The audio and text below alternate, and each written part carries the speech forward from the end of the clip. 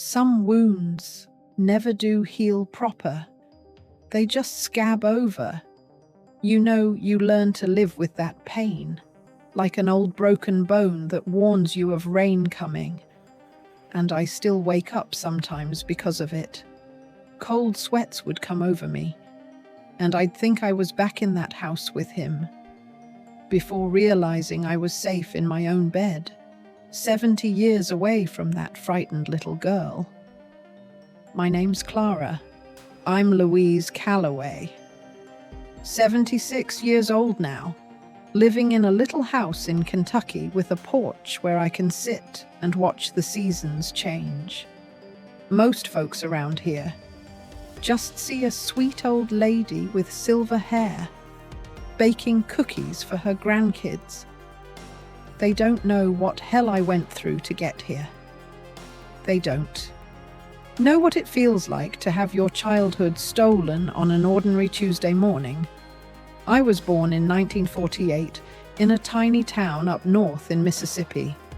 So small, it hardly had a name.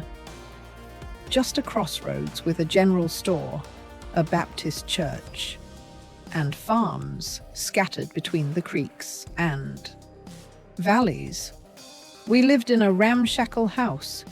You could fire a shotgun through the front door and the bullet would go straight out the back without hitting a wall. 5 rooms strung together like beads, holding 8 kids and 2 tired parents. My father worked the fields, mostly cotton.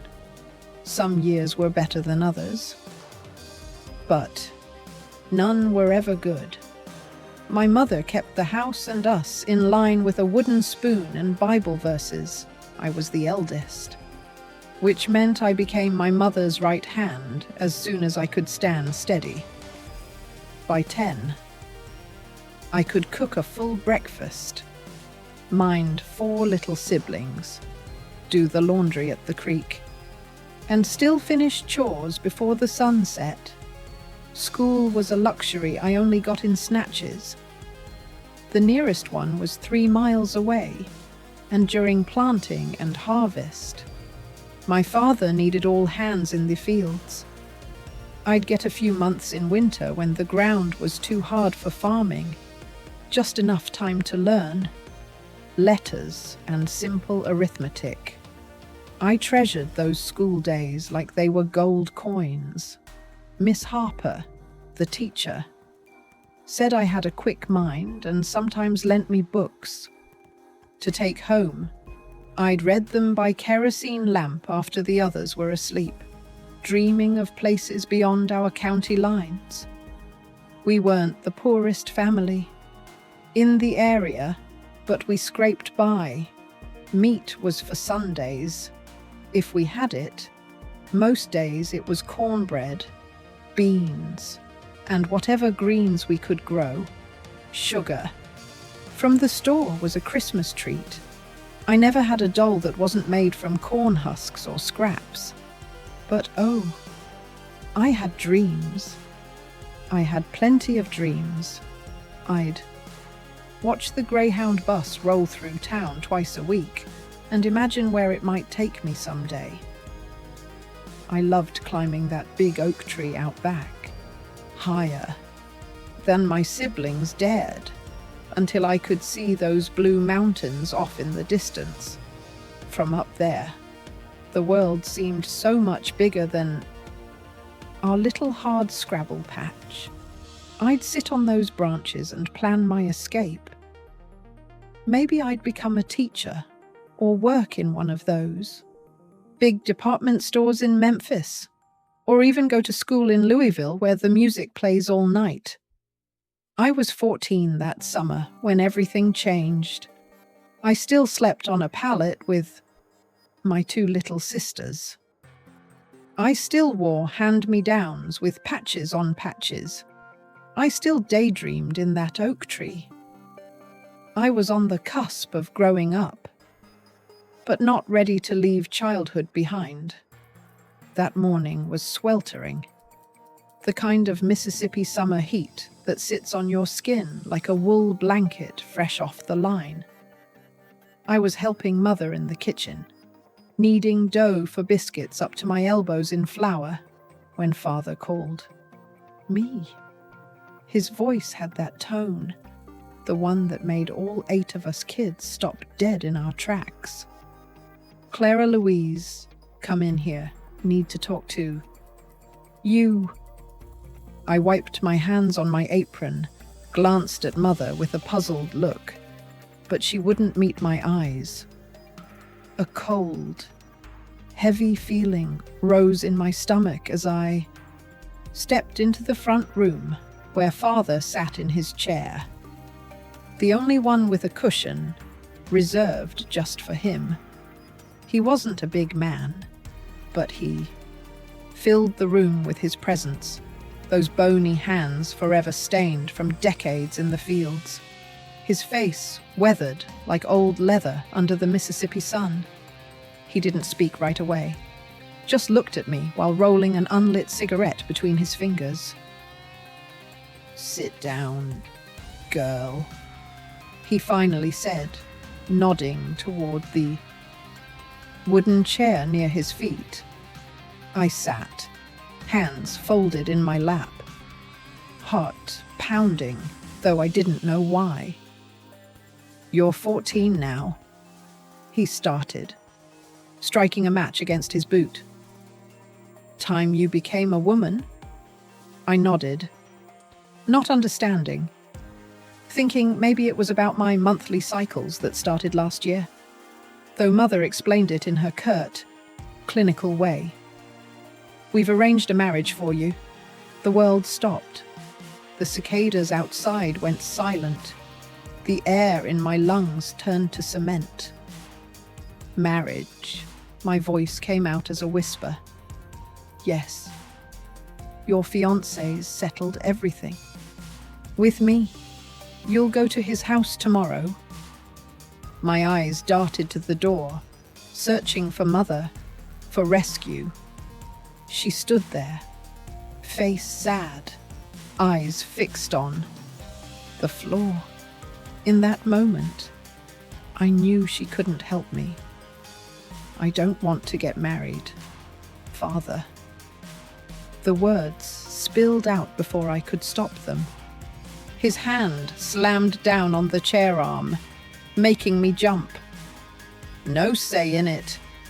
Clara Louise, you think women get choices, women. Obey." I was trembling all over, like a rabbit in a trap. "Who is he?" I managed to ask, my voice barely audible over my pounding heart. He took a long drag of his cigarette, exhaled smoke before answering. "Your future husband is Mr. Harold Stanton." That name hit me like a rock. Mr. Stanton was a wealthy landowner living in the big white house on the hill outside town. He was 49, a widower with 3 grown sons, the youngest older than me. He owned the cotton gin where Father worked, the store where we bought our scant supplies. He was one of the few men in the county who came through the Depression with his fortune intact, never had to work the fields himself. I stood up suddenly, breath short and shallow. "Father, for heaven's sake, he's old enough to be my grandfather. I can't marry him." The slap came so fast, I didn't see it. It knocked me back into the chair, a stinging burn spreading across my cheek, the taste of blood filling my mouth where my teeth cut in. "You'll marry him and be a respectable woman," Father said, his voice steady and final. "Mr. Stanton's paid a handsome dowry. For you, don't cause trouble." And there, in that cramped parlor with blood in my mouth, I realized my life would never be my own again. I couldn't sleep that night. My sister Emma, who shared the bed with me, noticed my tears and curled up against me. "Why are you crying, Clara?" she whispered in the dark.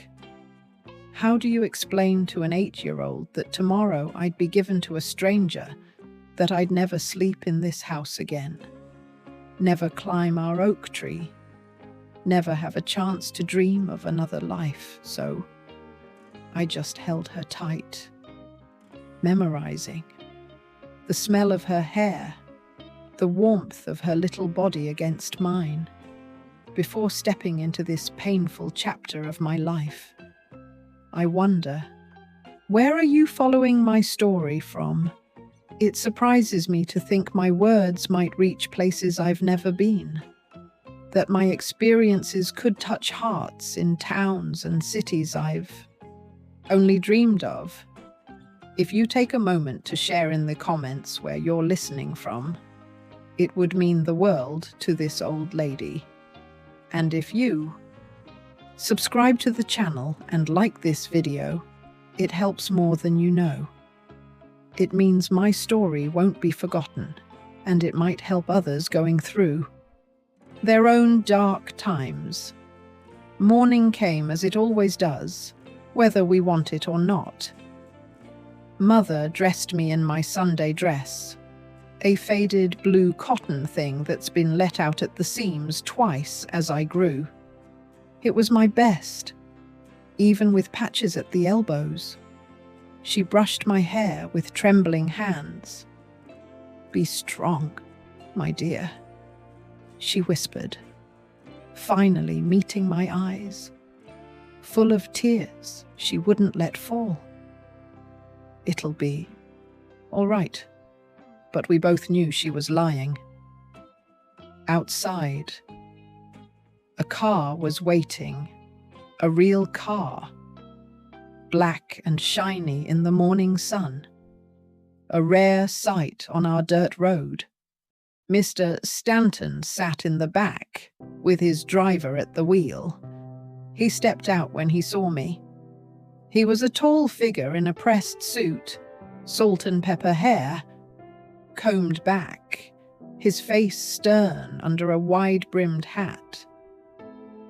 "What a pretty girl," he said, looking me over like he was appraising livestock. "You'll give me fine sons." I wanted to be sick. I wanted to run. I wanted to climb my oak tree and never come down. But Father's hand on my shoulder pushed me forward. Mr. Stanton opened the car door, motioning for me to get in. I turned back one last time to look at my house, those weathered boards, the sagging porch, my siblings' faces, peering from the windows. Mother stood with her arms wrapped around herself like she was holding on. As the car pulled away, dust billowing behind us, I watched my childhood disappear through this back window. I knew I'd never return, and in that moment, I understood my fate wasn't mine anymore. There are days we never forget, days that etch themselves into our skin, our souls, our memories, days that time can't erase. My wedding day was one of those, but calling it a wedding is a lie. Weddings are joyful, celebrations. What happened to me was a funeral. Only the dead one there was me. The car bumped along the dirt road, jarring my body with every rut. But nothing hurt more than the feeling of being led to a fate I didn't choose. My hands were cold, shaking, sweaty, and my mouth dry as cotton. Mr. Stanton sat beside me, silent, but occasionally, glancing my way from the corner of his eye, like he was sizing up what he'd bought. I wanted to vanish, to dissolve right there into the dust of that endless road. My home was fading behind us, my siblings, my mother, the last scraps of my childhood. And ahead, a man nearly 50 who bought my life like he bought a workhorse. Miss Stanton's estate loomed up, a grand white colonial mansion with columns that seemed to pierce the sky. It sat on 20 acres of the finest land in the county, with orchards, stables, and cotton fields stretching to the horizon. The house itself was bigger than our church, with shuttered windows and a wraparound porch lined with rocking chairs that never seemed to move. As the car crunched up the gravel drive, my throat tightened. The field hands stopped their work to watch us pass. Their eyes a mix of curiosity and something else, something that looked uncomfortably like pity. A stern-faced woman in a crisply ironed grey dress waited on the front steps, hands clasped in front of her like at a funeral. "Welcome, Mrs. Whitaker," she said, her voice clear as autumn leaves. "I'm Mrs. Caldwell, the housekeeper. I trust your journey was pleasant." As if I'd come willingly, as if this was a social call and not my imprisonment. "Please, this way," she continued, not waiting for a response. "You'll need to freshen up before the ceremony." Inside the house, it was cool and dim, heavy with the scent of beeswax and some flower I couldn't name. My bare feet sank into carpets thicker than any bed I'd ever slept in. Portraits of stern strangers looked down from the dark panelled walls. Everything gleamed: the banisters, the side tables, the ornate mirrors that showed a frightened girl with a bruise on her cheek. Mrs. Caldwell led me to a bedroom larger than our whole shotgun house. A white dress lay across the four-poster bed, along with underthings finer than anything I'd ever touched. "Mr. Stanton wants you presentable," she said, eyeing my faded blue dress with disapproval. "The bath is over there. Clean up. I'll return in 30 minutes to help with your hair." As she left, I stood frozen in the middle of the room, afraid to touch a thing. The windows were tall, nearly from floor to ceiling. In a mad moment, I considered opening one, climbing out, running until my legs gave way. But where would I go? Who would take in a runaway girl with no money, no education, and a powerful man chasing her? I was trapped as surely as if this room was a cell. The ceremony took place at dusk in the family chapel, a stone building at the edge of the property.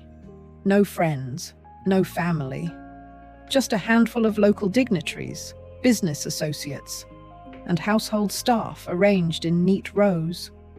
Father sat near the front in his best shirt, freshly ironed. He didn't look at me as I walked down the aisle. The preacher, a gaunt man with wide eyes, spoke of duty and obedience, of a woman's sacred role as wife and mother. He never once mentioned love. He never once mentioned choice. "Clara Louise Whitaker, do you take this man as your lawful husband?" A question that wasn't a question. A choice that wasn't a choice. My voice was so small I could hardly hear it. "I do." And just like that, at 14, I became Mrs. Harold Stanton. There was a small reception in the main house afterward. Folks ate tiny sandwiches and drank champagne, whispering conversations that went quiet. Whenever I drew near, I couldn't eat, couldn't stomach a thing. My belly was knotted with fear, counting down the minutes until the guests left and I'd be alone with him. Father left without a goodbye, just shook Harold's hand, nodded once my way, then climbed into a neighbor's truck to take him back to our farm. $20 richer than he was that morning. $20. The price of his eldest daughter. As darkness fell and the last guests departed, Mrs. Caldwell approached me. Her face held an expression that might pass for sympathy if you squinted. "Mr. Stanton is waiting for you in the master bedroom," she said quietly. "At the top of the stairs, down the hall." I stood at the base of those grand stairs for what felt like hours, my feet refusing to move. The house was silent except for the steady tick of the grandfather clock in the foyer, counting down the seconds of freedom I'd never get back. Finally, I forced myself to climb. Each step felt like wading through molasses, my body growing heavier until I reached the door she pointed to. I raised my hand to knock, then realized I didn't need to. This was supposed to be my room now. Inside, the master bedroom was dark, lit only by a lamp on the nightstand. Harold sat in an armchair by the window, smoking a cigar, his jacket off and sleeves rolled up. He looked up as I entered, but didn't stand. "Come here, Clara Louise," he said, his voice hoarse from bourbon. I moved stiffly across the room until I stood before him, eyes fixed on the carpet. "You're my wife now," he said, reaching out to touch my hair. "Do you know what that means?" I nodded, though I didn't really. Mother never told me about what happens between a man and his wife, just said I had a duty to obey and bear children. The older girls at school whispered things sometimes, but their knowledge was as scattered as mine. He stood, towering over me. "So you know what I expect. What happened that night lives in the darkest corners of my memory, locked away in a place I've tried to forget for decades. But some things can't be forgotten, only endured." Dawn found me curled at the edge of the bed, silent tears soaking into pillows softer than anything I'd known. My body wasn't my own in so many ways. I quickly learned my role in the Stanton house. I had to please my husband, manage the household staff, and look presentable when company came. I had to speak when spoken to, laugh at the right times, and disappear when business was discussed. Essentially, I was another possession, more valuable than the field hands, but less than Harold's racing horses in the stables. The days blurred together. I'd wake before Harold, dress in one of my new outfits that Mrs. Caldwell prepared, and take breakfast in the sunroom overlooking the garden I wasn't allowed to tend. The household staff, including 3 maids, a cook, a gardener, and Mrs. Caldwell, treated me with polite distance, never forgetting I was the boss's wife, but never quite accepting me as the lady of the house. I was forbidden from menial tasks. Harold said my hands had to stay soft.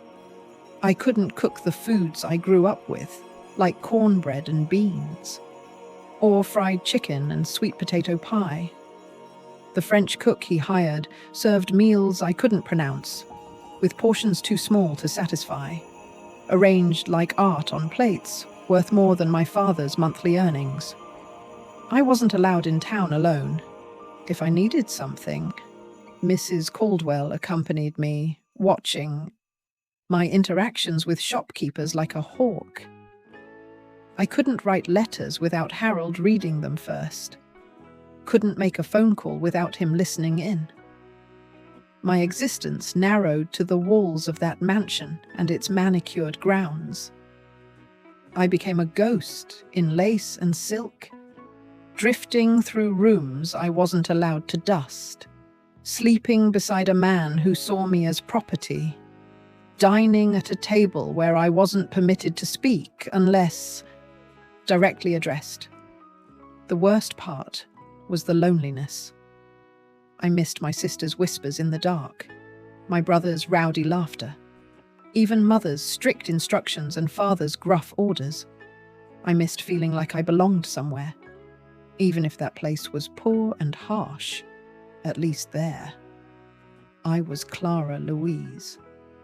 Here, I was, reduced to Mrs. Stanton or Harold's young bride, said in tones that implied both were euphemisms for something shameful. After 3 months, when my monthly didn't come, Mrs. Caldwell nodded knowingly and called the doctor. His examination was clinical, humiliating, and confirmed what I suspected. I was pregnant. Harold was pleased, after all. That's why he bought me, to replace his first wife who died in childbirth 2 years ago, to give him another son to inherit his empire. He was almost gentle that evening, laying his hand on my still flat belly, talking about names and schools. He gave me a pearl necklace to celebrate, fastening it around my neck with his long fingers like invisible chains disguised as jewelry. I was 15, pregnant, and lonelier than ever. It was fall when Mrs. Thornton, one of the maids, approached me as I sat on the back porch, watching the leaves scatter across the lawn. "Mrs. Stanton," she said in a hushed whisper, "there's someone asking for you at the kitchen door." I frowned. No one ever asked for me. "Who is it?" "Says his name is Billy. Says he's your brother." My heart leapt to my throat. Billy? 16? My eldest brother. The one who taught me to climb trees and catch crawdads in the creek. Where is he? "Mrs. Hendricks already sent him away," Mrs. Thornton said, her eyes darting worriedly toward the house. "But he said he'd wait at the old oak tree on the edge of the property. Said he needs to talk to you about something important." I hesitated. Harold was in Memphis on business. Mrs. Caldwell was in town with the butcher. If I was quick, maybe cover for me, I whispered. "Please, I'll be back before anyone notices." Mrs. Thornton looked scared, but nodded firmly. "Hurry up, Mrs. Stanton, and be careful." I slipped out the back door and across the south lawn, hugging the fence so I wouldn't be seen from the house. My heart pounded in my chest, part from the exertion I hadn't run in months, and part from fear. If Harold found out I'd defied him, there'd be consequences.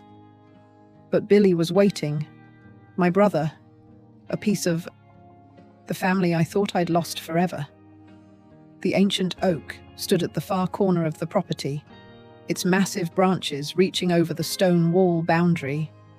And there, leaning against the trunk, was a tall, lanky boy in overalls too short for his growing frame. "Billy?" I called, forgetting caution in my joy. He turned, his face breaking into a grin that showed the chipped front tooth from a baseball accident years ago. "Clara Louise, is that really you?"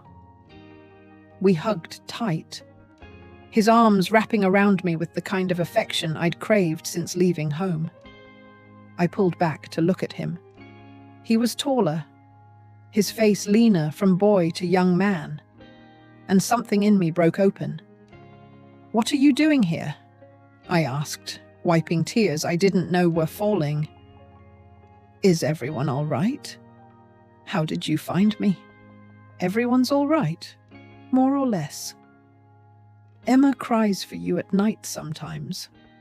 Mother does too, though she tries to hide it. He scuffed his worn shoes onto ground. I saved up money from odd jobs after school. Had enough for a bus ticket. And I asked around until someone pointed me here. I touched his face, hardly believing he was real. You shouldn't be here. Billy cut in. Had to know you were okay. The folks in town talk about Stanton, about how he treated his first wife. A chill ran down my spine, seeping into my bones. What do you mean? Billy. He looked away, jaw clenched. Clara, they say he gets mean when he drinks. His first wife didn't just have bad luck with childbirth, that she... He trailed off, not finding the words, or maybe not wanting to say them and make them real for his sister. I'm okay. I lied, forcing a smile. He treats me fine. I have nice things.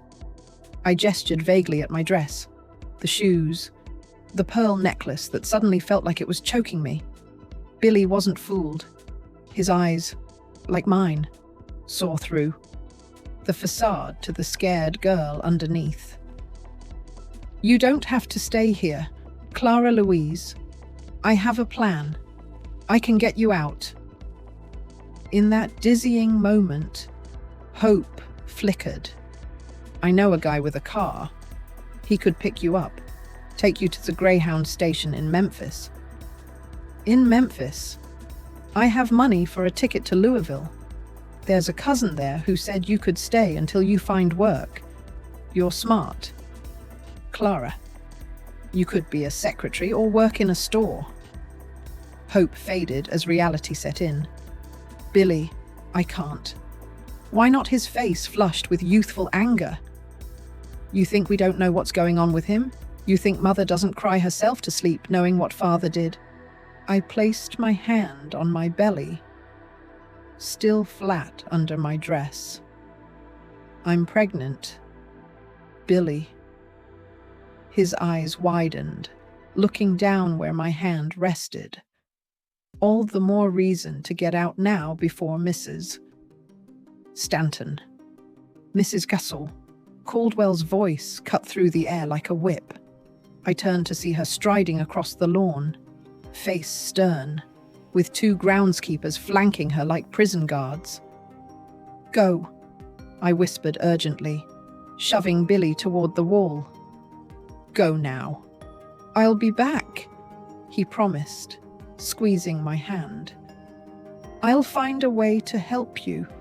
Clara Louise, I swear it. And then he was gone, scrambling over the wall and disappearing into the woods beyond, leaving me to face Mrs. Caldwell's wrath and the punishment that would surely come when Harold returned. But something had changed in me. A seed was planted, taking root alongside the child growing in my belly. Billy showed me what I'd forgotten. Possibility. A chance. However slim. For a life beyond these walls. For the first time since that car drove me away from everything I knew, I allowed myself to think the most dangerous thought of all. Escape. The punishment for my meeting with Billy was swift and severe. When Harold returned from Memphis that evening, Mrs. Hendricks didn't waste time informing him of my transgression. I was summoned to his office. A dark room reeking of cigar smoke and leather-bound books I wasn't allowed to read. You've disappointed me, Clara Louise, he said, not even looking up from the ledger in front of him. Mrs. Hendricks told me you had an unauthorized visitor today. My hands shook, but I clasped them tightly in front of me. It was my brother, sir. I haven't seen my family in months. Your family, he repeated, finally meeting my eyes. They were cold, calculating. Seems you've forgotten, Mrs. Stanton. I'm your family now. The child you're carrying is your family. The people who bore you sold you to me for $20 and a promise to forget their debts at my store. His words landed like physical blows. I knew they held truth, but hearing it spoken so bluntly choked me with shame and anger. You're forbidden to leave the house without an escort. Harold continued. No more walks in the garden. No more sitting on the porch. You'll stay inside, where I can ensure you're safe. Safe. As if he cared about my safety more than his ownership. And if that boy or anyone from your past shows up again, I'll have them arrested for trespassing. Have I made myself clear? I nodded, not trusting my voice. What followed was a display of possession, a reminder that my body belonged to him by law and by force. I retreated into myself, finding that quiet corner in my mind where I'd hidden pieces of myself since the day I arrived. Retreated into myself, finding that quiet corner in my mind where I'd hidden pieces of myself since the day I arrived. When it was over, he left, as casually as if he'd called a servant for coffee. 2 days later, I started bleeding. The pain began as a dull ache in my lower back, then spread to my abdomen, doubling me over as I climbed the stairs. By evening, the sheets were stained red, and the pain was ferocious. Mrs. Hendricks's grim face told me what I already knew. The baby was lost. Losing that child, unwanted as it was, marked a turning point in my journey. If my stories touched your heart so far, please subscribe to this channel and leave a comment below. Your support helps ensure that stories like mine, the painful truths we've carried in silence for decades, finally get heard. The doctor came and went, mumbling platitudes about God's will and trials. Trials again. Harold stood in the doorway of the bedroom, his expression unreadable, before turning away without a word. That night, for the first time, he slept in the guest room, at the end of the hall. Grief is a strange thing. I mourned the child I never wanted, conceived in circumstances I never chose. But the loss hollowed me out, leaving an echo of what might have been. That little life, no matter how it started, was the one thing in that house that was truly mine. As fall turned to winter, the house grew colder, not just in temperature, but in atmosphere. Harold withdrew, spending more time in Memphis on business, leaving me alone in the echoing mansion. Only Mrs. Caldwell and the staff for company.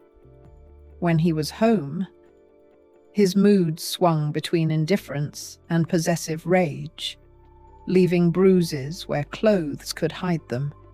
His drinking worsened. He'd come back late, whiskey on his breath, and stagger into my room to claim his rights as husband. Some nights, when the bourbon had numbed him enough, he'd talk to me, not as Clara Louise, but as Catherine, his first wife. In those moments, he'd mumble into my hair, revealing fragments of their relationship that chilled my blood. You were always so cold, Catherine. He'd slur, never wanted to be touched. Is that why I lost our son? Despite it all, I learned that Catherine came from a wealthy family in Savannah. It was an arranged marriage to merge fortunes. She was beautiful, but distant, and she lost 2 children before the final pregnancy that took her life. Before the final pregnancy and took her life, Harold believed or convinced himself she did it on purpose to escape him. In one drunken confession, the seed of an idea from Billy's visit began to sprout. Harold wasn't just cruel, he was unstable, dangerous in ways that went beyond a husband's brutality. If I stayed, I might end up like Catherine, another unhappy young wife, buried in the family plot at Beaumont. I needed to leave, but how? I had no money, no education beyond 8th grade, and no skills to make a living. The world outside those walls was as foreign to me as the mansion had been when I first arrived. The answer came from an unexpected source. Mrs. Thornton, the maid who'd warned me about Billy, started leaving things in my room: newspapers, magazines, and scribbled notes on kitchen scraps. These small acts of rebellion could cost her job if discovered. One evening in February 1963, she handed me a page torn from Life magazine. Circled in pencil was an ad: help wanted training program for young women as switchboard operators, with room and board provided. Apply at Southern Belle, Louisville, Kentucky. Switchboard operators, with room and board. The city of Louisville, where Billy said our cousin lived. My heart started racing. Could it be? Could I really escape the next day, while dusting the bookshelves in Harold's office? One of the few household tasks I was allowed as a show of devotion. I checked his desk calendar. He'd be in Montgomery for 3 days next week. For some business meeting he deemed too complex for a woman's understanding.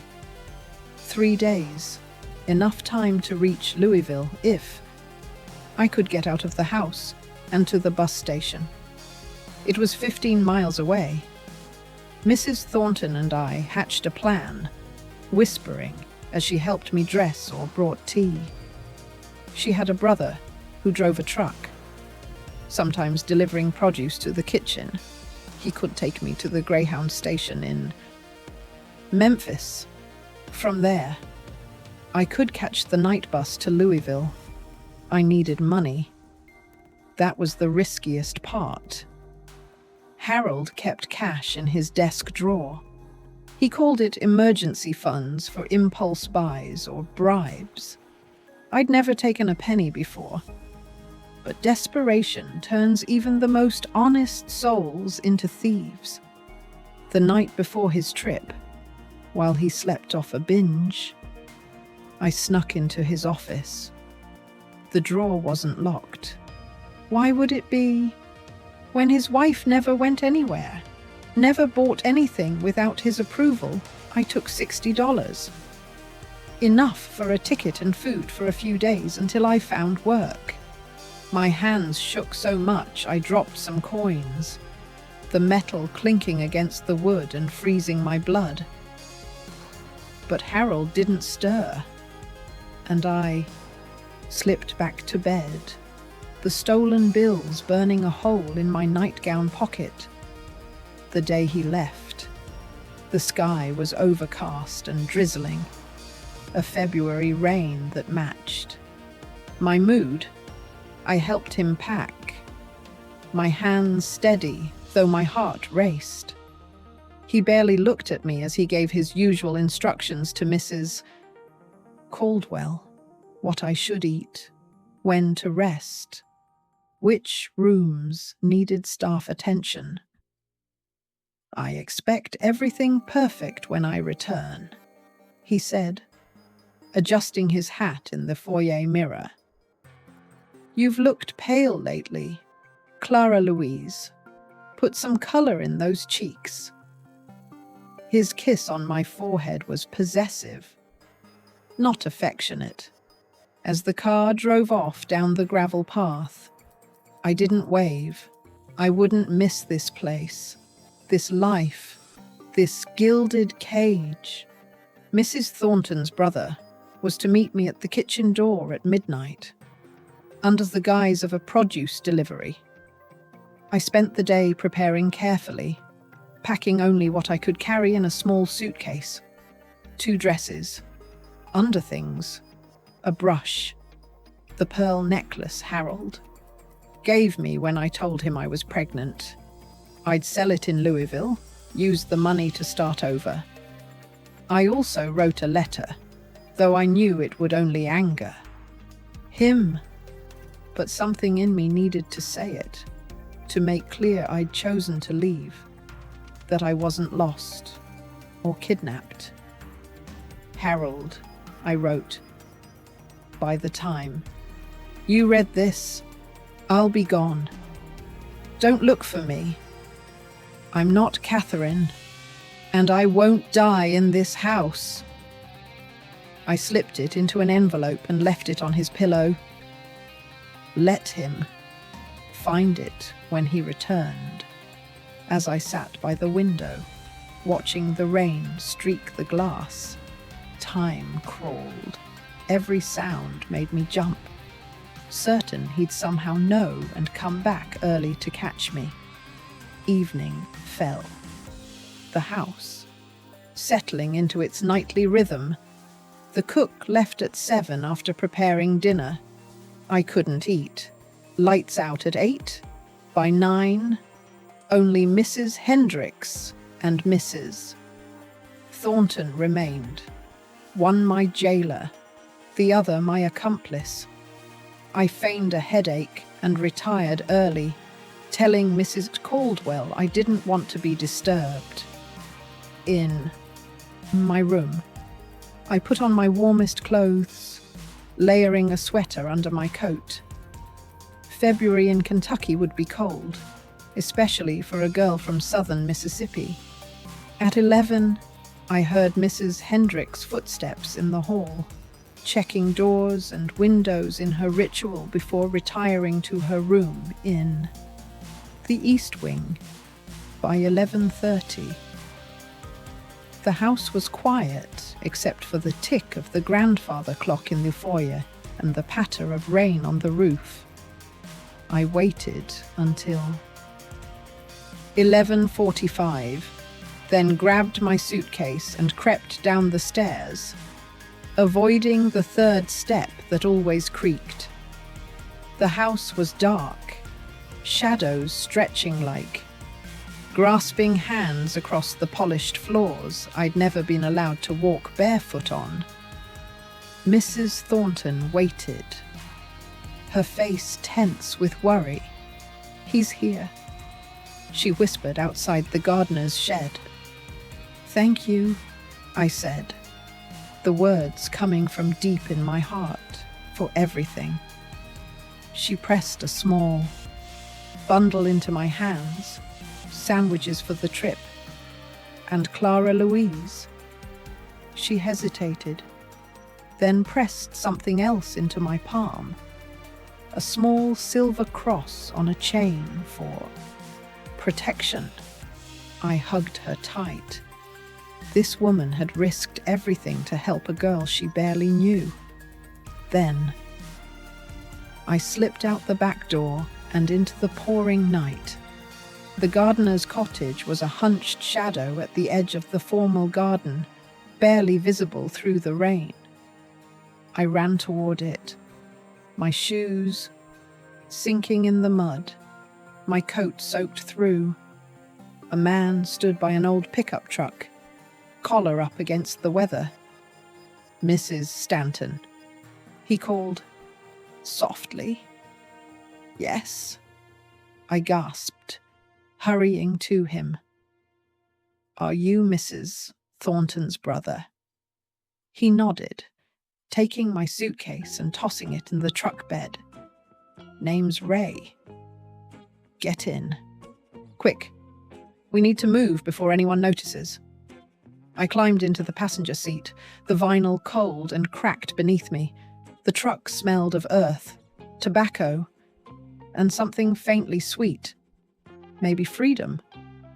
Ray started the engine, the rumble seeming impossibly loud in the quiet night. He advised me to duck down until we left the property, just in case. I slid low in the seat, my heart thudding as we bumped along the drive to the back gate. Every second stretched eternal. Every splash through a puddle sounded like thunder in my ears.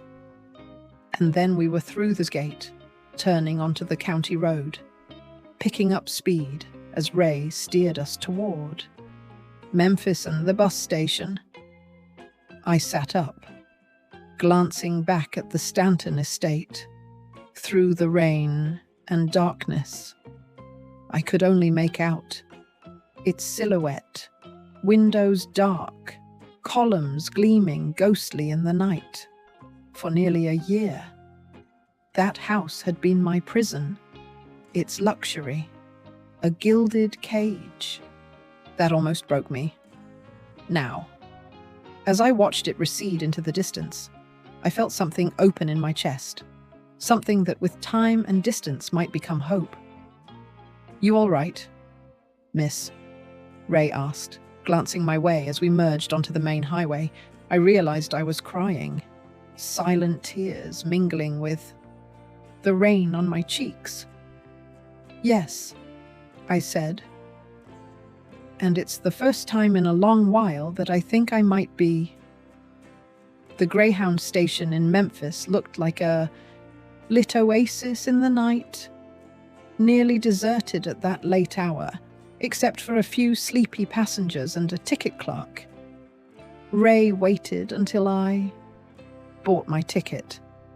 One way to Louisville, departing at 2:15 a.m., before reluctantly leaving me. "You sure you'll be okay?"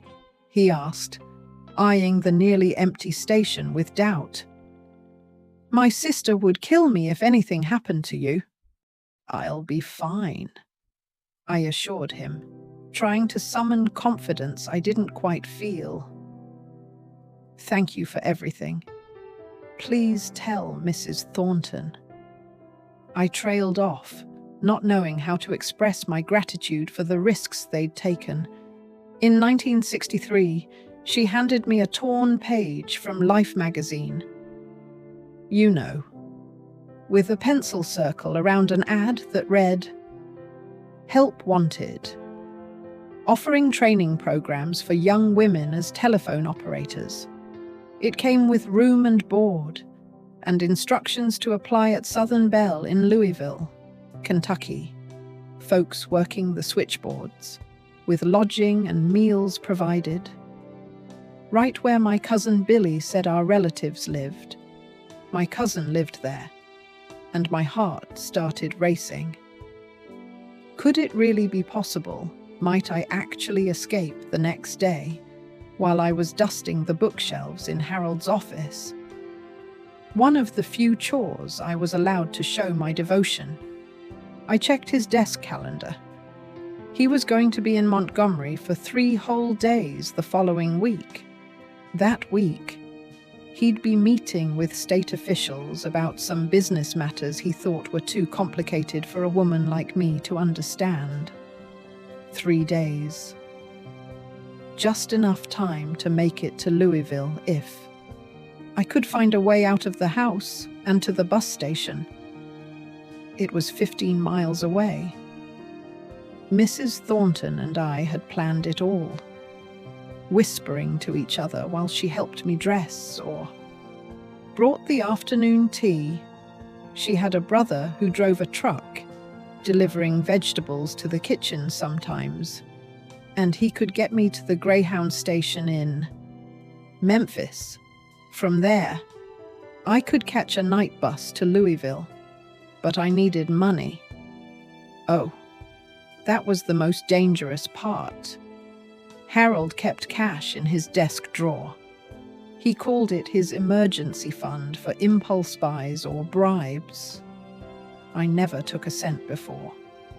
But desperation can turn even the most honest soul into a thief. The night before his trip, when he was fast asleep after his drinking, I slipped into his office. The drawer wasn't even locked. Why would it be? When his wife never went anywhere or bought anything without his say-so, I took $60. Just enough for a ticket and food for a few days until I found work. My hands were shaking so bad I dropped some coins. The clink of metal on wood made my blood run cold. But Harold didn't stir, and I slipped back to bed, those stolen bills burning a hole in my nightgown pocket. The day he left, the sky was grey and drizzling. That cold February rain, fitting my mood just right. I helped him pack, my hands steady even though my heart was pounding. He barely looked at me as he gave his usual instructions to Mrs. Caldwell. What I should eat, when to rest, which rooms needed tending. I expect everything perfect when I return, he said, adjusting his hat in the hall mirror. You've been looking pale lately. Clara Louise, get some color back in those cheeks. His kiss on my forehead was more about owning me than any real affection.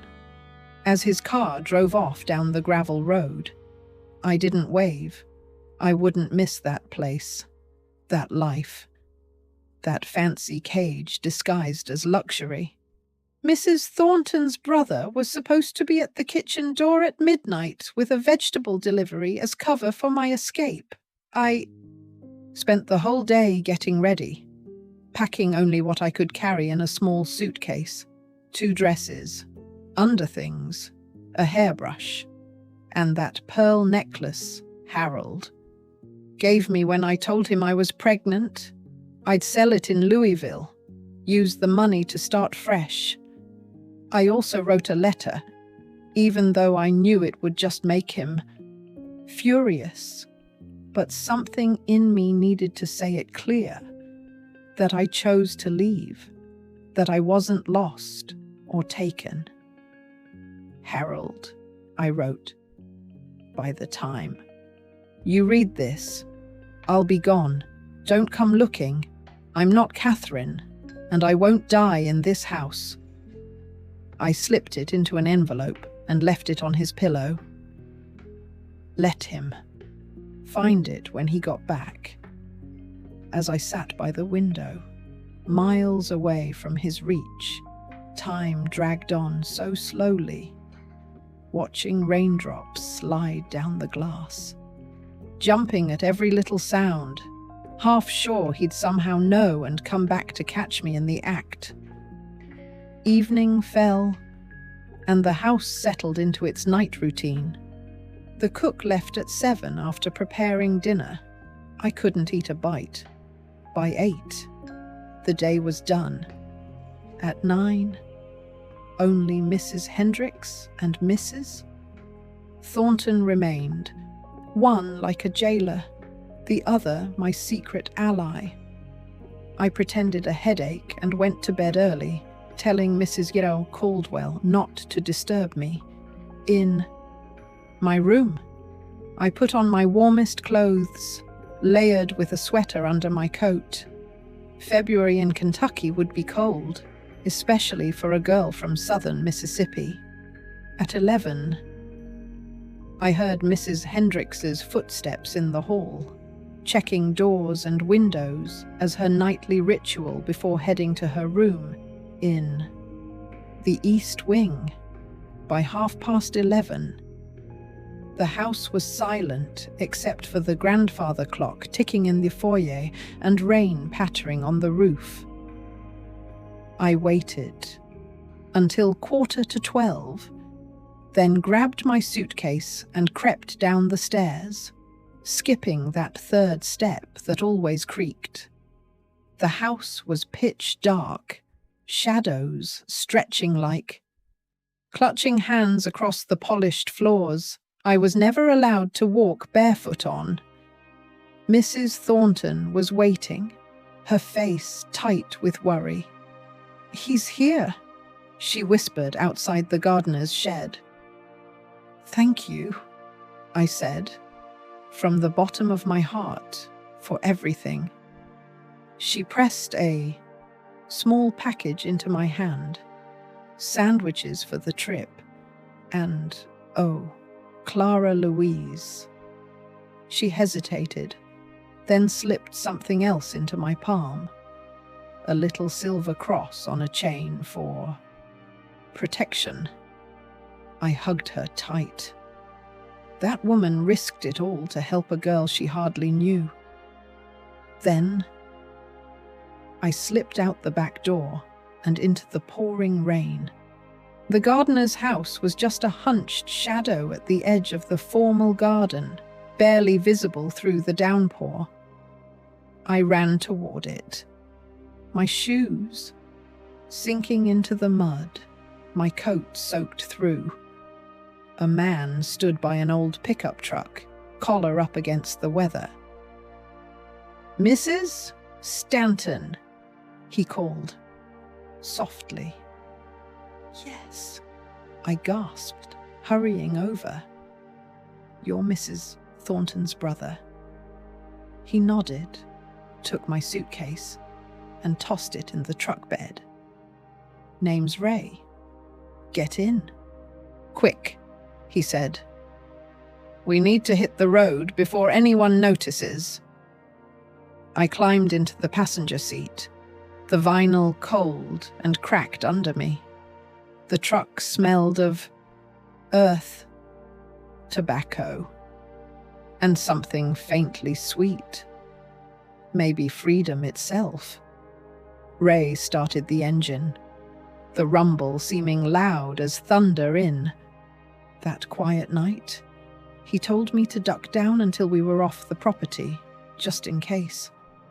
I slid low in the seat, my heart thumping as we bumped along the drive to the back gate. Every second stretched forever. Every splash through a puddle sounded like thunder in my ears. And then we were through the gate, turning onto the county road, picking up speed as Ray steered us toward Memphis and the bus station.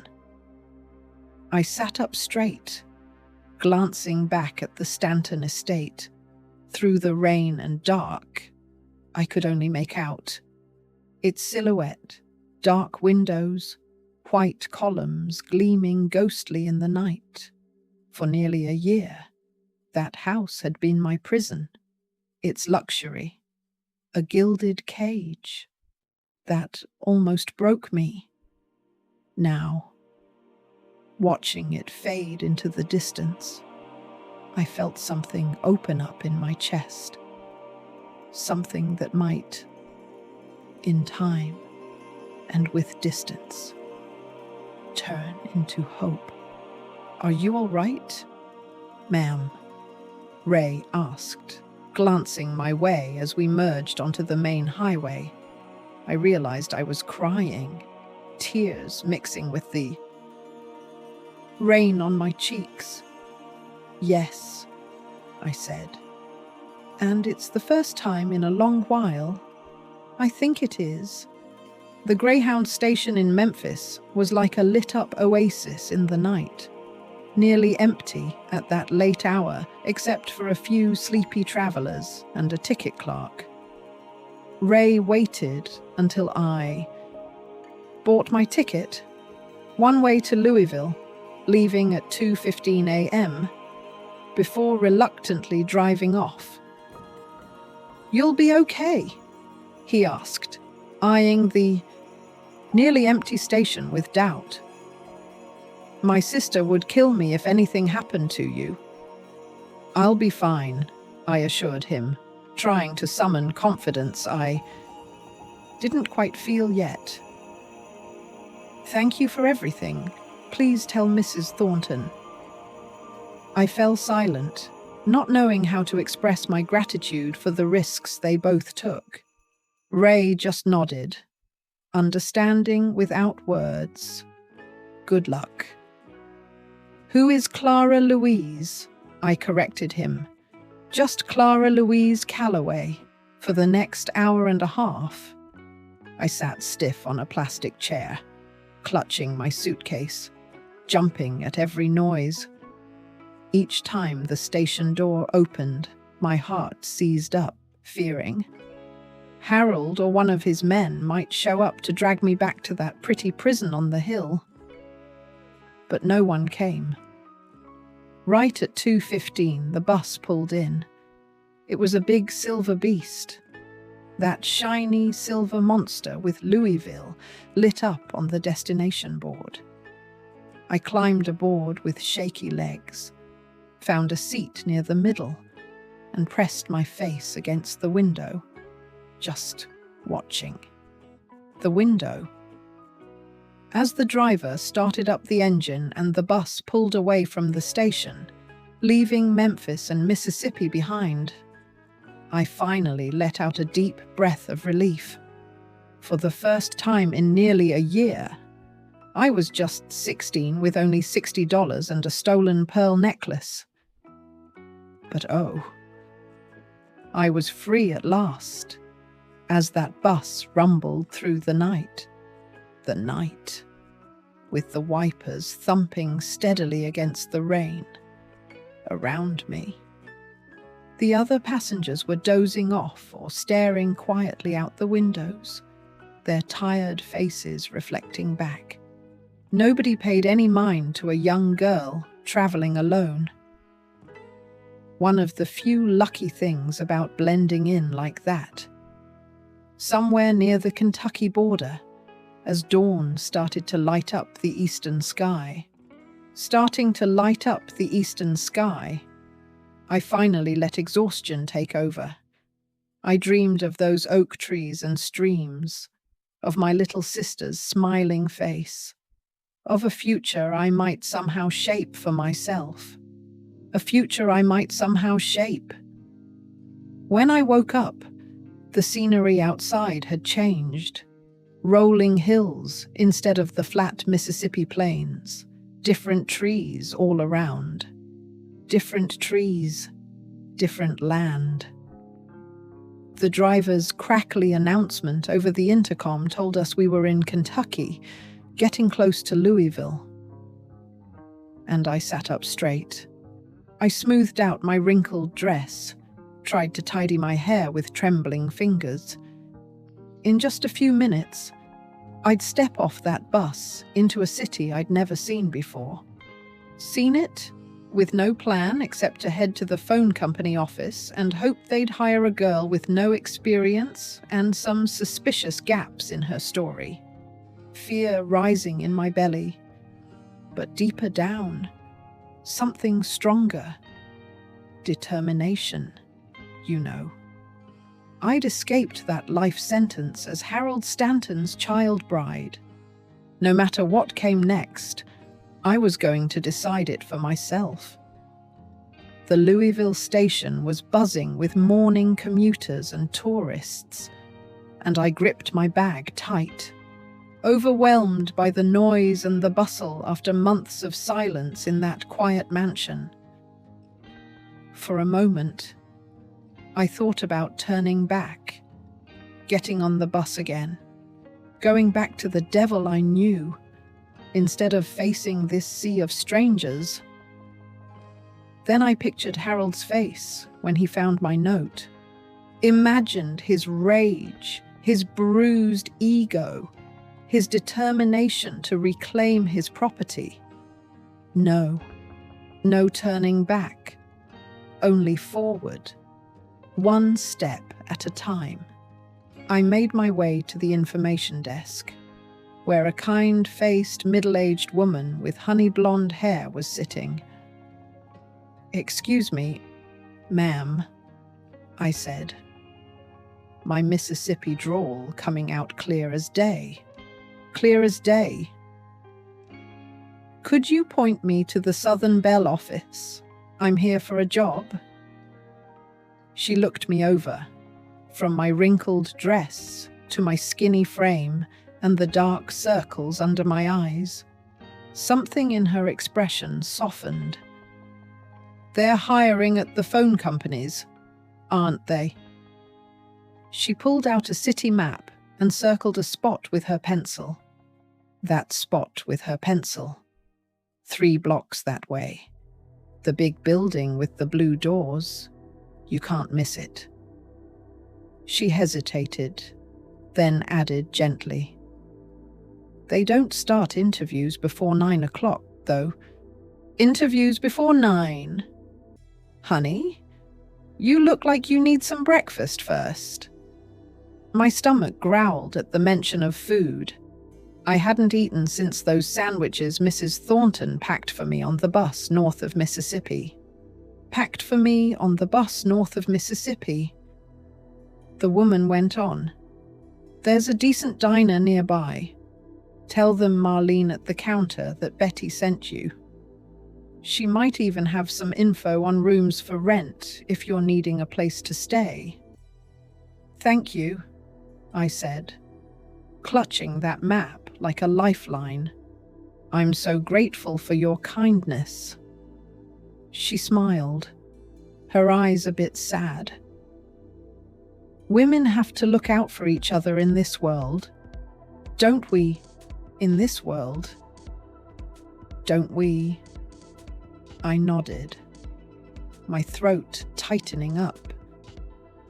She didn't know my story, couldn't guess what I was running from. But somehow, she saw a fellow traveler on a hard road. Saw a fellow traveler on a hard road.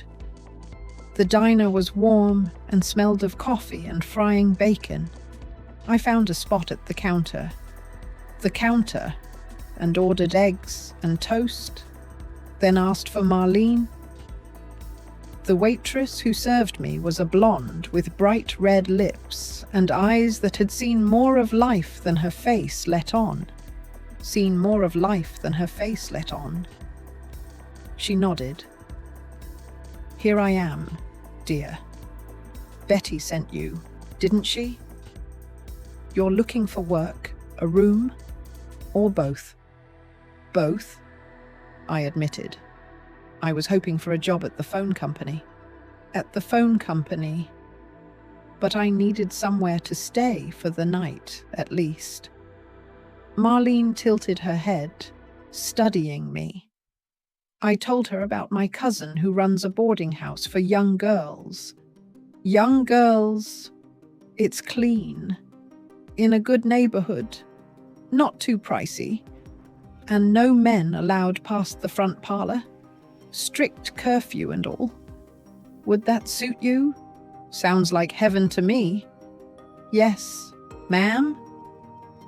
Perfect then, she said, scribbling an address on an order slip. Tell Dorothy I sent you. She might even let you work in the kitchen to cover part of the rent and meals. Until you get on your feet. I ate my breakfast slow, savoring every bite. The diner was packed with the morning crowd. Office folks grabbing coffee, truck drivers stopping for a hot meal, early shoppers avoiding the rush. Just ordinary people living their everyday lives. Their everyday lives. By 8:30 I'd paid my bill, thanked Marlene plenty, and walked 3 blocks to the Southern Bell office, feeling a bit lighter, even if nothing inside me had changed.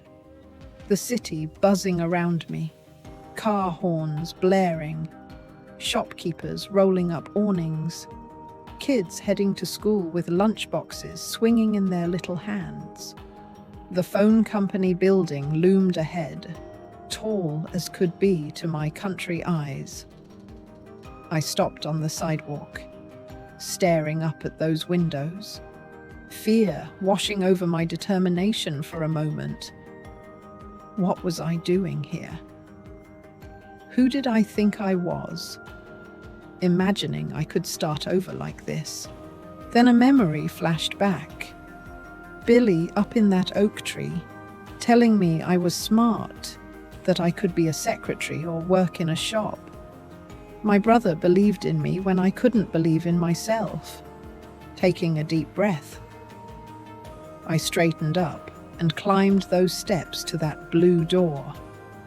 Inside, the reception area was alive with activity.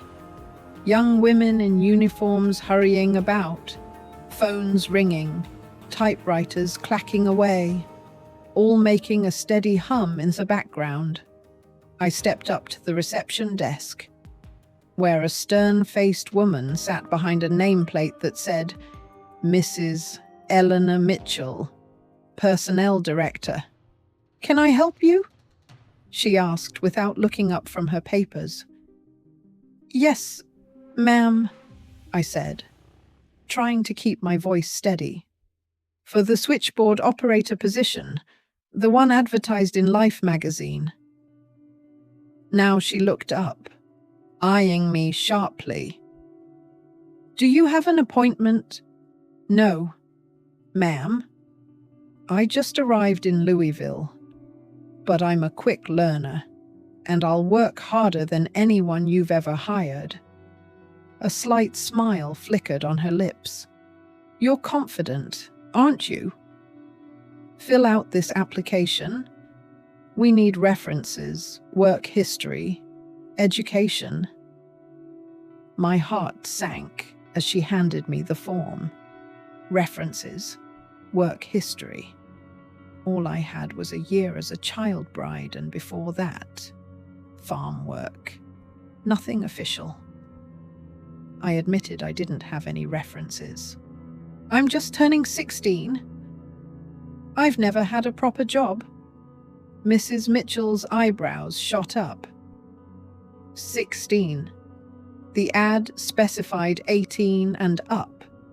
"Please," I said, desperation in my voice. "I need this job. I need a fresh start. I'll do anything to prove myself." Maybe my face got through to her, because she softened a bit. "What's your name?" "Young lady Clara Louise Whitaker." My birth name sounded strange after months as Mrs. Stanton. But now, it was mine again. Now, it was mine. "Well, Miss Whitaker, Southern Belle doesn't usually hire girls under 18. She paused, studying me. "However, we have a training program for high school graduates in office work." "Office work training? Are you still in school?" I shook my head. "No, ma'am. I had to drop out after 8th grade. Part of my life stolen by poverty and circumstance." Stolen by poverty and circumstance. Mrs. Mitchell sighed. "I see." She seemed to make up her mind, straightening the papers on her desk. "Sometimes we make exceptions for special cases. Does that apply to you?" "Miss Whitaker, I wasn't sure what special cases meant in the world of Southern Belle. But I knew it was a lifeline. In the world of Southern Belle, but I grabbed onto it." "Yes, ma'am," I said firmly. She nodded quickly. "Very well, very well. Fill in what you can on the application. Leave the rest blank if you can't answer honestly. I'll interview you at 10. True." Relief flooded through me like a summer storm. Like a summer storm. "Thank you. Mrs. Mitchell, thank you so much." As I sat in the waiting area, pencil in hand, filling out that form, I realized something profound.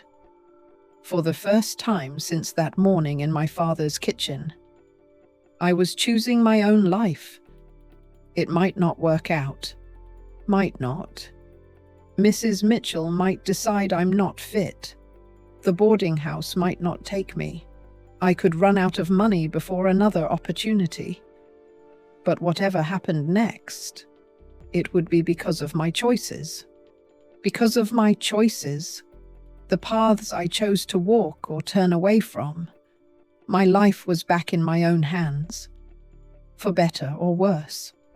And more than that, it felt like freedom. That interview with Mrs. Mitchell changed everything. I still remember sitting across from her desk, hands folded in my lap to hide the shaking as she looked over my nearly blank application. Folded in my lap to hide the shaking. "Miss Whitaker," she finally said, "I'll be straight with you. With you. Your qualifications on paper are minimal." My heart sank. "Yes, ma'am." But she went on. "Still, there's determination, and you certainly seem to have that." I nodded, not trusting my voice.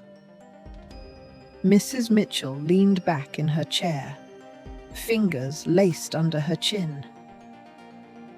"Are you running from something, Miss Whitaker? Or someone? From something or someone?" The question caught me off guard. I'd prepared answers about work ethic, eagerness to learn, attention to detail. Attention to detail? I wasn't ready for that blunt honesty. "Yes, ma'am," I admitted after a pause. She nodded, like she was confirming what she'd suspected. "I thought as much. I won't ask for details. That's your business. But I do need to know. Are you in any legal trouble? Is there a chance someone might come looking for you? Come looking for you?" "No legal trouble," I said quickly. "As for someone searching?" I hesitated. Would Harold come after me? Would his pride drive him to chase a teenage bride who'd slipped away in the night? In the night, maybe, but I had no intention of being found. Mrs. Mitchell looked at me for a long moment. A long moment. Then, to my surprise, she smiled, a brief, tight one, but genuine. 20 years ago, I came to Louisville under circumstances not unlike yours. Miss Whitaker, not unlike yours. Maybe different details, but the same desperate need for a new beginning.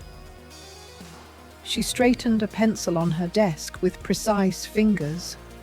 Precise fingers. I wouldn't be where I am today if someone hadn't given me a chance. So, I tend to pay it forward. Hope bloomed in my chest.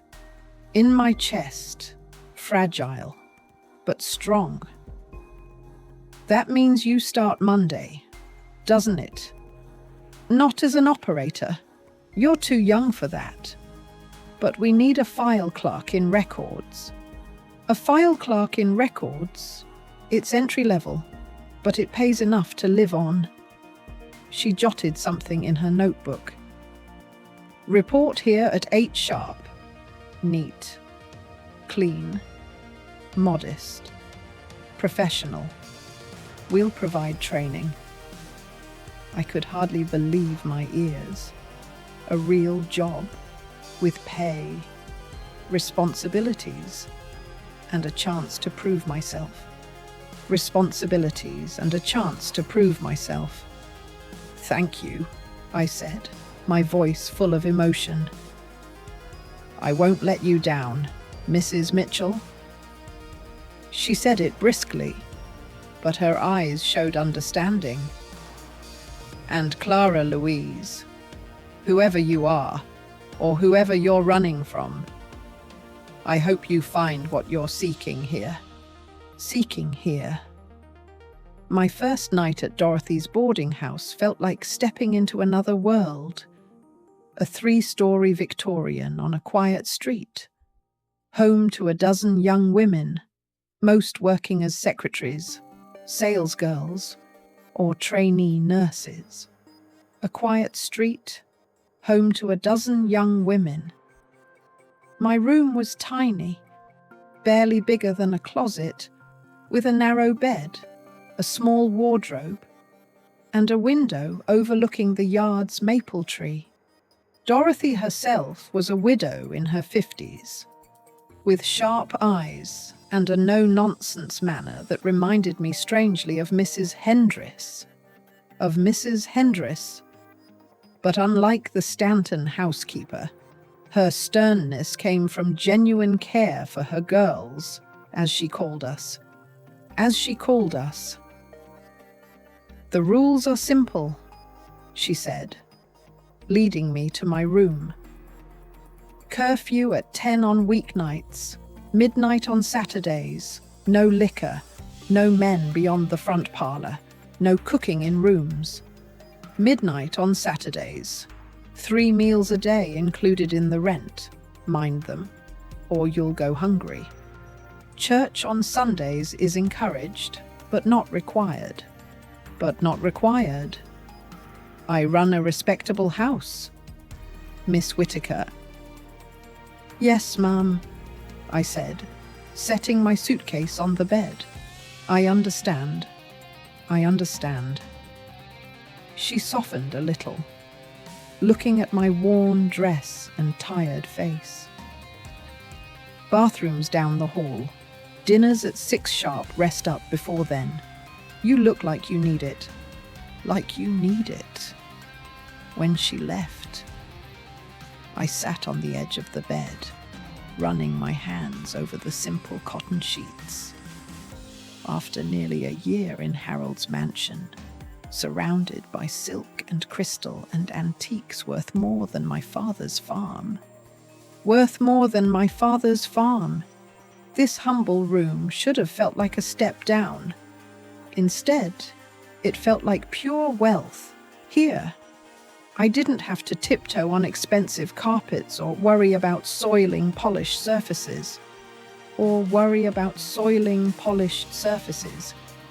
Here, I could just breathe. The other residents welcomed me with a strange kindness at dinner. A simple but hearty meal of meatballs, mashed potatoes, and green beans. They were women from 18 to nearly 30, all carving their own paths to Louisville.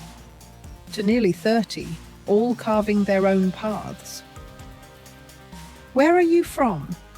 Betty Sue asked. She was a round-faced blonde working at a department store downtown. Mississippi, I said, keeping it vague. A small town. You wouldn't know it. I'm from Knoxville, she went on, passing the bread basket. Came to Louisville 2 years ago after my fiancé ran off with my cousin, figured a fresh start was in order.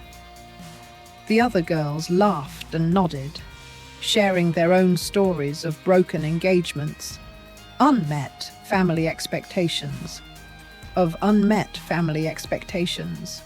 career dreams their small towns couldn't support. None of them mentioned escaping abusive husbands, but each was running from something, searching for something. And in the end, I wasn't so different. My first week at Southern Belle passed in a blur of new routines and responsibilities. The records room was a vast basement full of filing cabinets holding customer info, service records, and payment histories.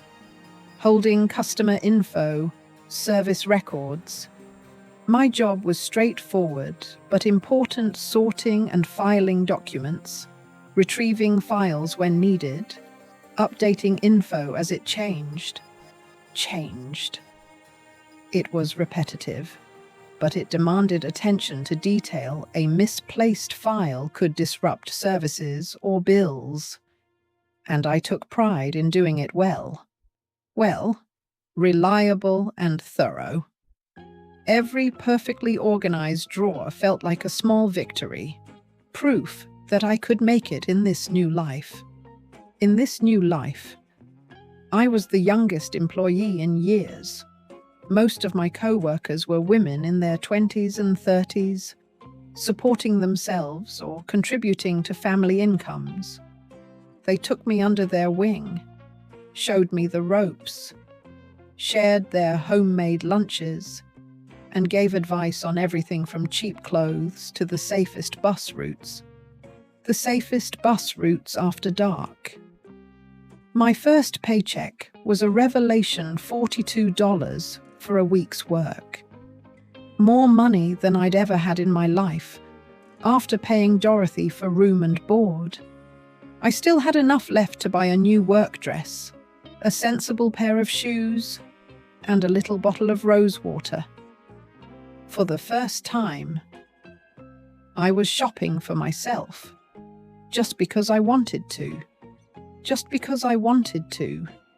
Spring turned to summer, and with it came growing confidence. I settled into routines: work weekdays, laundry, and shopping on Saturdays. Sometimes catching a movie with the others if we chipped in. On Sundays, I'd often wander into town, exploring Louisville's streets and parks, amazed at how quickly the city felt familiar and welcoming. I walked through the hustle after the isolation of the Stanton estate. In July, Mrs. Mitchell called me into her office. My stomach churned with worry. Had I made a mistake? Was I about to be fired? Miss Whitaker, she said, as I stood nervously before her desk. Your supervisor speaks highly of your work. You're punctual, accurate, and clearly, our filing system is more efficient because of you. I felt my cheeks warm. Thank you. There's an opening in typing. Better pay, more responsibilities. Interested? Yes, I said immediately. But I don't know how to type. She smiled, that rare expression softening her stern face. We offer evening classes, 2 nights a week for 6 weeks. If you're willing to put in the time, the position's yours. Yours. I nearly cried with gratitude. I'll work harder than anyone who's ever typed, Mrs. Mitchell. I promise. For 6 weeks, I stayed up late on Tuesdays and Thursdays, practicing finger positions and keystrokes until my hands cramped. At night, I'd sketch the keyboard layout on my bedsheets, memorizing every letter's place. By August, I could type 40 words a minute with minimal errors, not the fastest, but good enough for the promotion. The typing pool was on the 2nd floor, a large room full of rows of typewriters and the constant clatter of keys. My job involved typing internal memos, customer letters, and service reports. Each perfectly formatted page felt like a personal triumph. Showing how far I'd come from that frightened girl stepping off the bus in February. It was there in the typing pool that I met Laura Thornton, no relation to the housekeeper who'd helped me escape. Laura was 22, college educated, with dark hair and a confidence I envied. She'd been at Southern Belle for 6 months and was training for management. We bonded over lunch breaks, sharing sandwiches and stories, though I carefully edited mine, not revealing too much of my past. "You should take evening classes at the community college," Laura told me one afternoon in the break room. The break room. With your mind. You could get a business degree in a few years, maybe even become a supervisor. The idea hit me like a thunderbolt. A thunderbolt. In my family, college was never an option. Not for my brothers, and certainly not for the girls. Education beyond basics was for the wealthy, the city folk, not farm kids from Mississippi. From Mississippi. I hadn't even finished high school, I reminded her. Laura waved it off. "Get your GED first, then enroll. Lots of people do it. Southern Belle even offers tuition help if you sign on to stay with the company." That night, I lay awake in my narrow bed. Laura's suggestion swirled in my mind. College, a degree, a career path instead of just a job. Instead of just a job. It was scary and exciting all at once. Could I really do it? Was I smart enough? Determined enough? Enough. The face of 14-year-old me flashed in my memory, sitting in that oak tree, dreaming of escape, of possibilities beyond the horizon. I owed her a try. A try. The next day, I asked Mrs. Mitchell about educational assistance. To my surprise, not only did she confirm Southern Belle had a program, but she personally helped me with the paperwork. "I figured you'd ask eventually," she said, her pen moving deftly across the forms. "You have potential, Miss Whitaker. Too much potential to spend your life typing." By September 1963, 7 months after fleeing Mississippi, I was enrolled in GED prep classes at the YWCA. At the YWCA, 3 nights a week after my day at Southern Belle, I'd sit at a desk learning algebra, history, science, and literature. Literature. There were nights I was so tired I could barely keep my eyes open. But I pushed through, driven by the need to reclaim the education that had been stolen from me. From me? The other women in the class were in similar situations, high school dropouts due to poverty, early marriage, family obligations, or just the limited expectations for Southern farm girls. We formed a tight group, encouraging each other through the tough parts and celebrating small wins. It was through those classes that I first encountered Eleanor Roosevelt's words. Words. Our teacher, Miss Phillips, wrote a quote on the blackboard. "No one can make you feel inferior without your consent." I copied it into my notebook and read it every night before bed, a mantra against the echoes of Harold's voice in my head, telling me I was nothing, no one, worthless without him. As 1963 drew to a close, I realized I hadn't thought of Harold or the Stanton estate in weeks. In weeks. The nightmares that haunted me through spring and summer, the dreams of being dragged back, locked away, punished for my defiance, had faded away. Faded away. I no longer jumped at sudden sounds or scanned every man's face on the street. I was starting to heal, to build a real life of my own.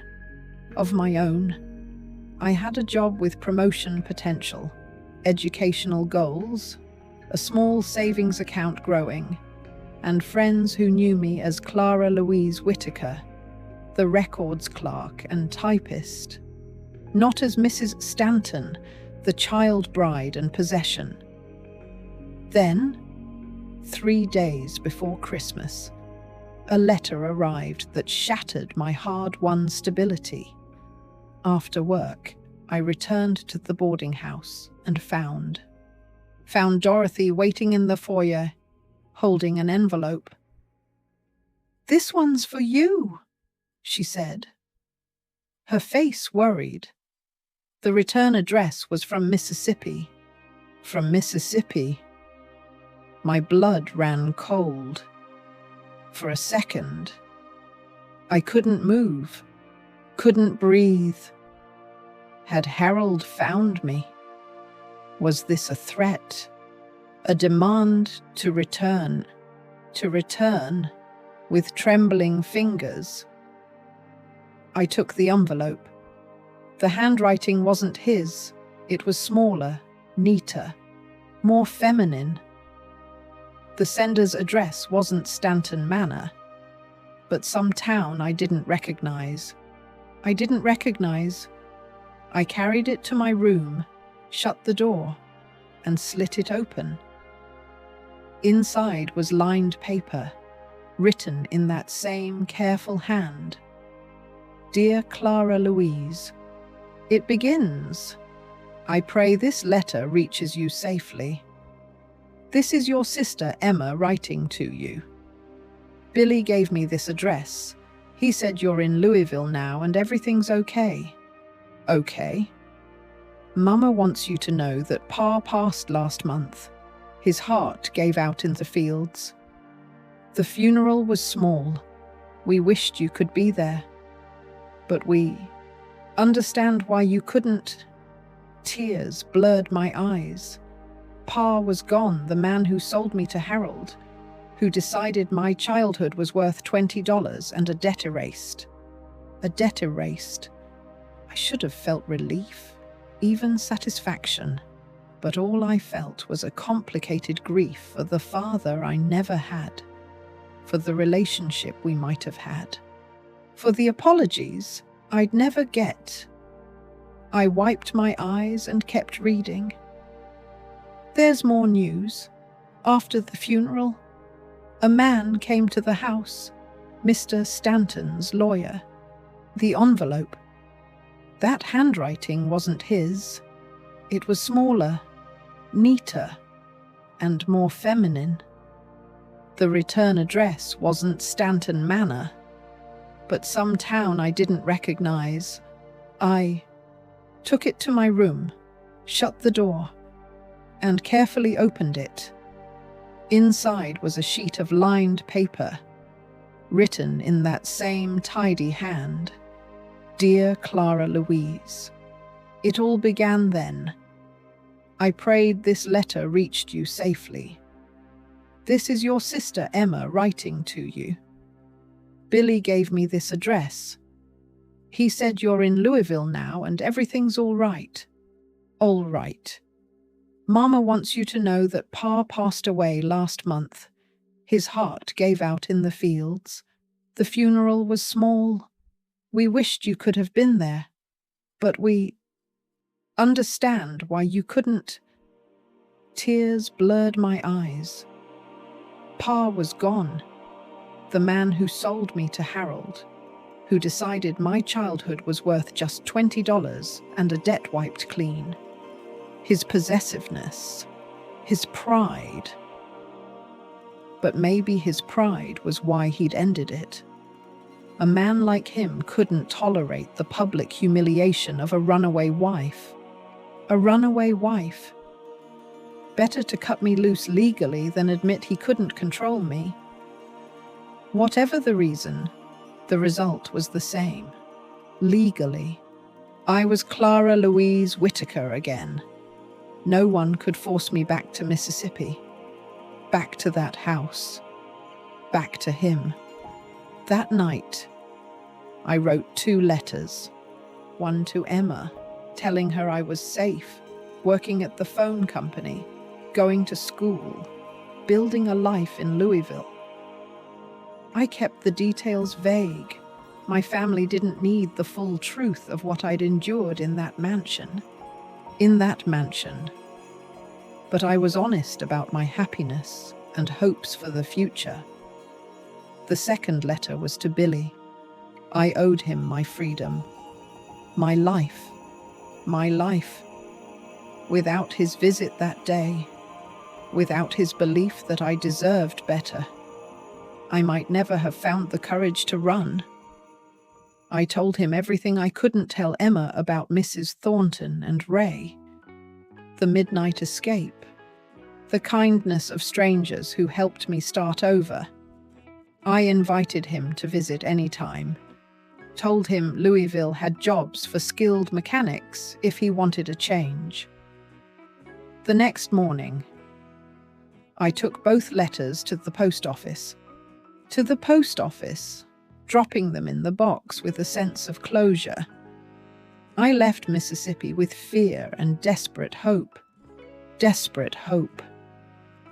Now I was reaching back, not to return, but to reclaim the pieces of my past worth keeping: my siblings, my childhood memories, the parts of me that existed before and after being Mrs. Q. Stanton.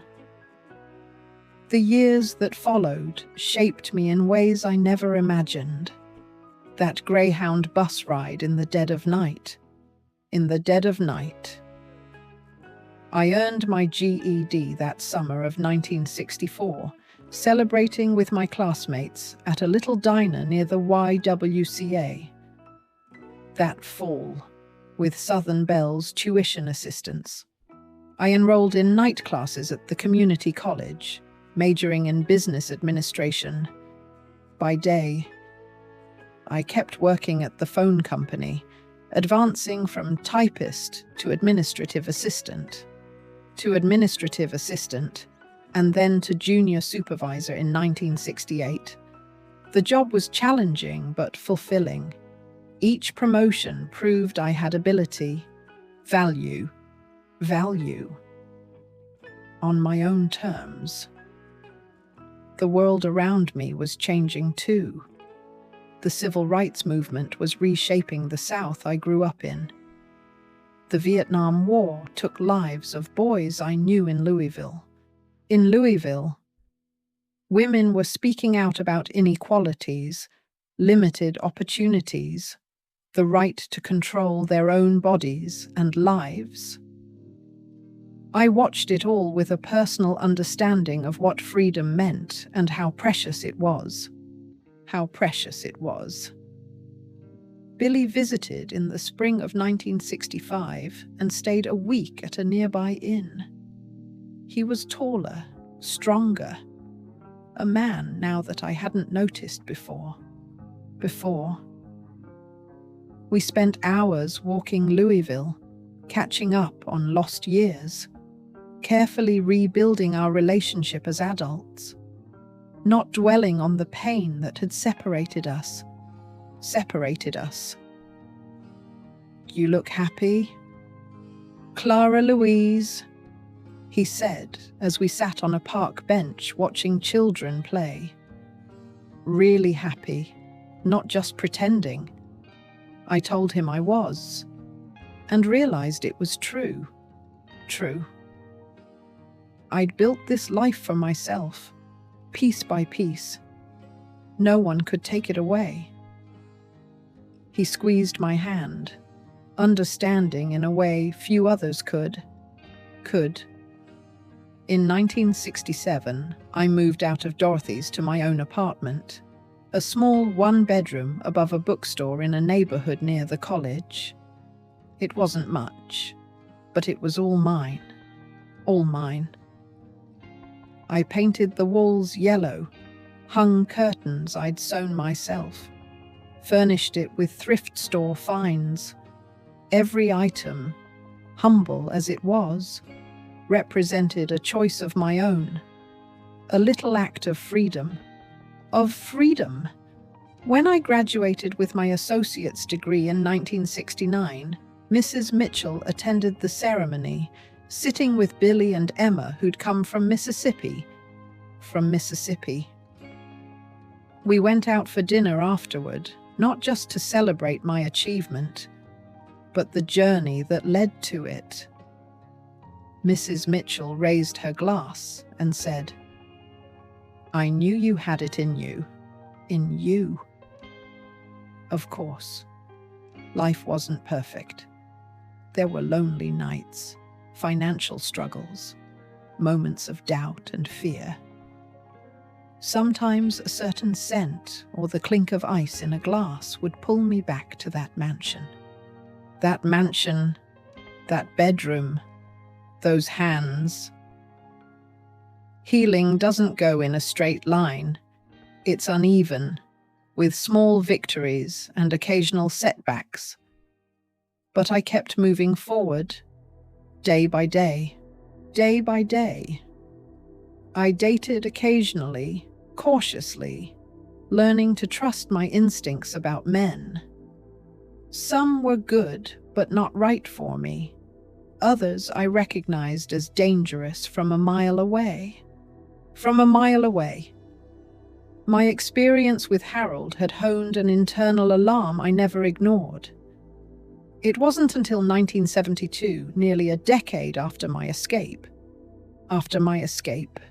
that I met James Carver, a quiet, thoughtful man who taught high school math and played guitar at a local coffee house on weekends.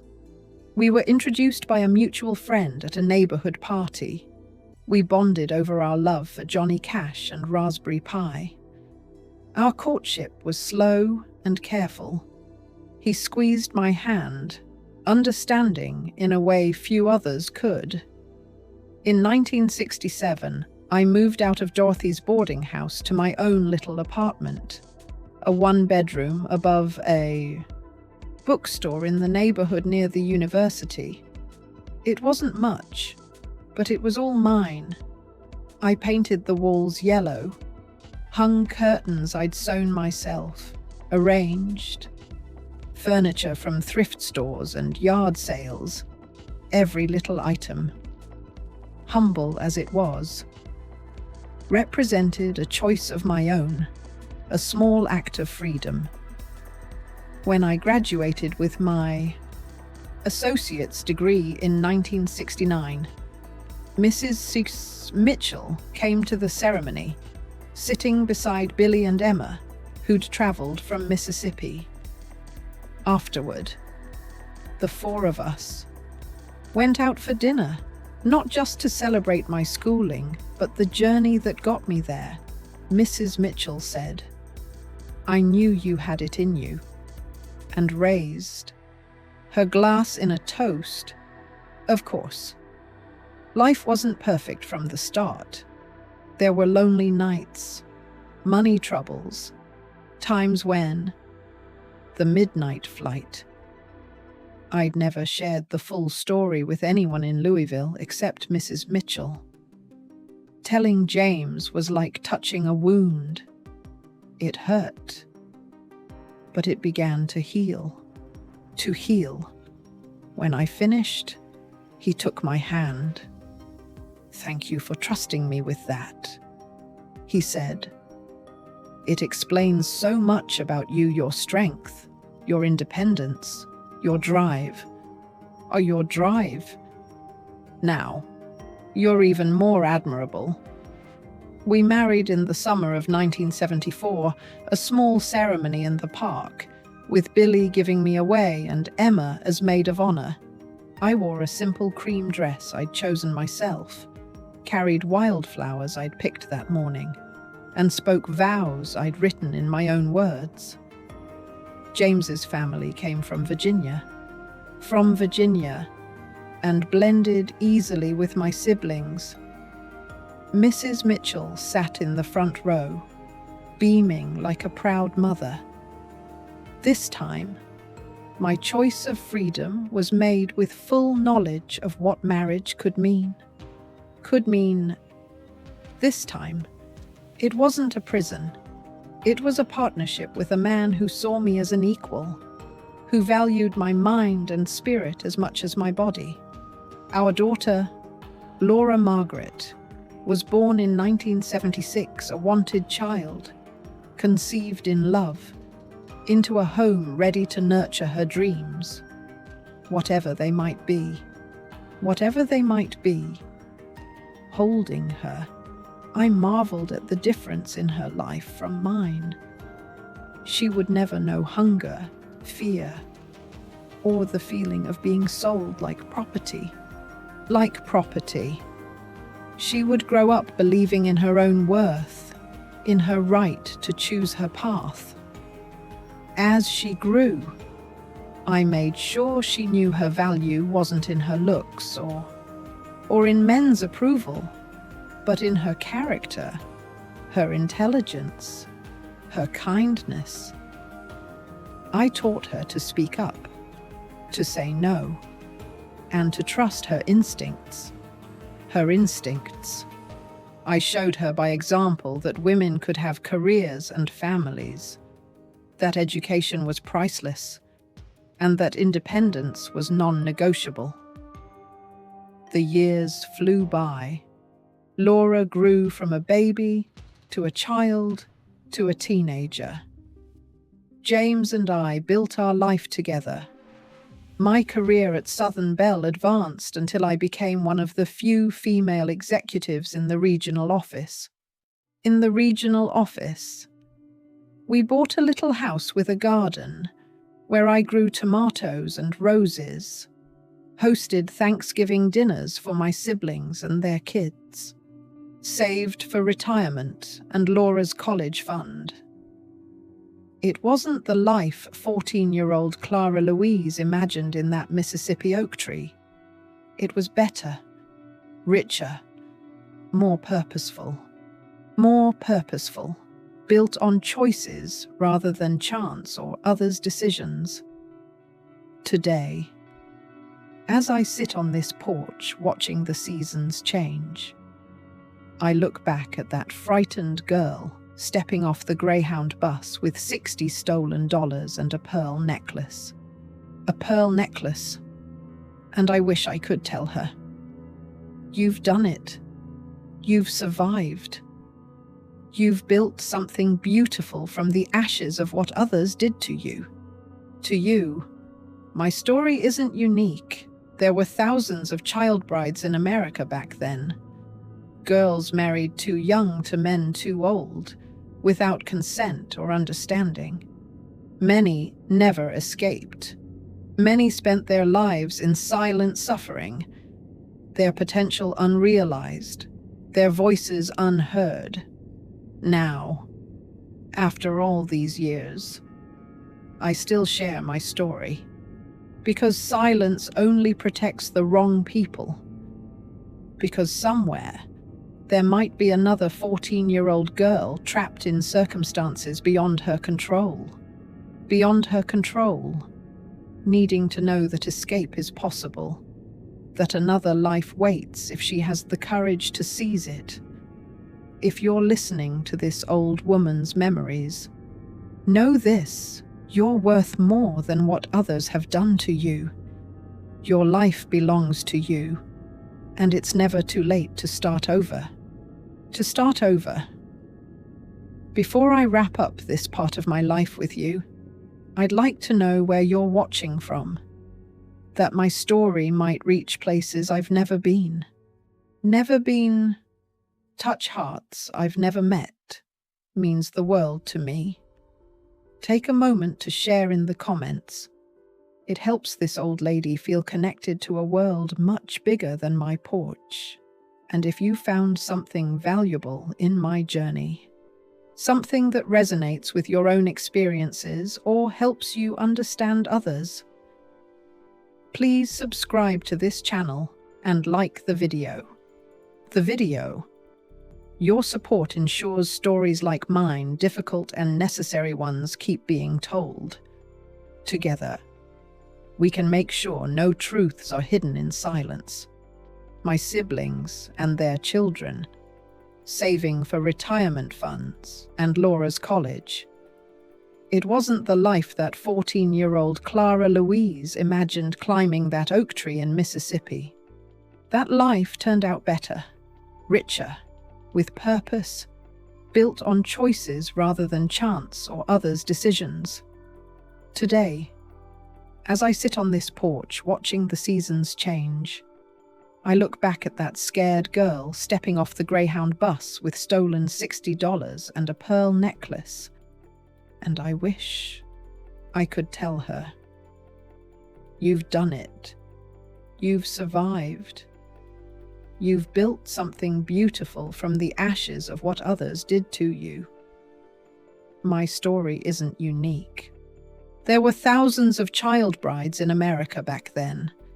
Young girls married off too early to men too old, without consent or understanding.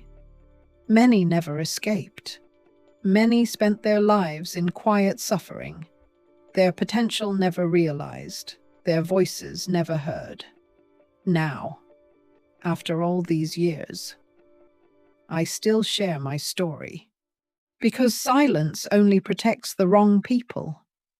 Because somewhere out there might be another 14-year-old girl trapped in circumstances beyond her control, needing to know she can escape, that another life waits if she finds the courage to seize it. If you're listening to this old woman's memories, know this: you're worth more than what others have done to you.